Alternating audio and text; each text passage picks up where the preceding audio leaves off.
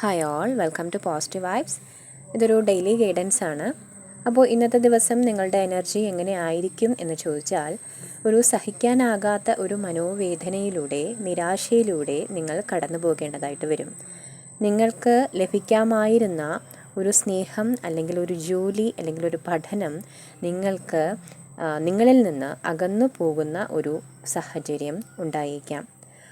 നിങ്ങൾക്ക് ഇന്നത്തെ ദിവസം പ്രതീക്ഷിക്കാവുന്ന കാര്യം, നിങ്ങൾക്ക് ഈ വേദനയിൽ നിന്ന് പുറത്ത് കടക്കുവാൻ സാധിക്കും.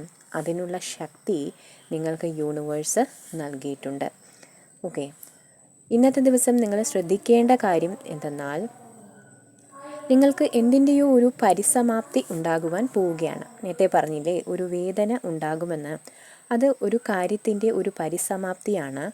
അപ്പോൾ അതിന് വേണ്ടിയിട്ട് നിങ്ങൾ മാനസികമായിട്ട് തയ്യാറെടുക്കേണ്ടതായിട്ട് ഉണ്ട്. ഓക്കെ, അപ്പോൾ ഒരു കാര്യം പരിസമാപ്തമാകുന്നു എന്ന് വെച്ചാൽ പുതിയ ഒരു കാര്യത്തിൻ്റെ തുടക്കമാണ് എന്ന് മനസ്സിലാക്കിക്കൊണ്ട് അതിൻ്റേതായ മനോധൈര്യം ആർജിച്ചുകൊണ്ട് നിങ്ങൾ അതിനെ അതിനൊരു സമാപ്തി നൽകുവാനായിട്ട് നിങ്ങൾ തയ്യാറാകണം. അതിനുള്ളൊരു മനക്കരുത്ത് നേടിയെടുക്കേണ്ടതായിട്ടുണ്ട്.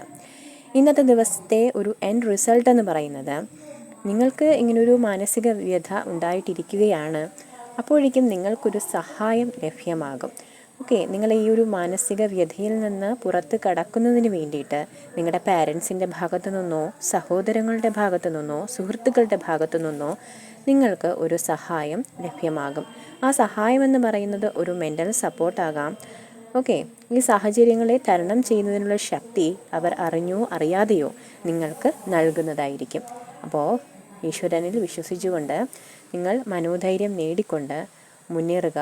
അതിനുള്ള എല്ലാ അനുഗ്രഹവും ഈശ്വരൻ നൽകട്ടെ എന്ന് പ്രാർത്ഥിച്ചുകൊണ്ട് നിർത്തുന്നു.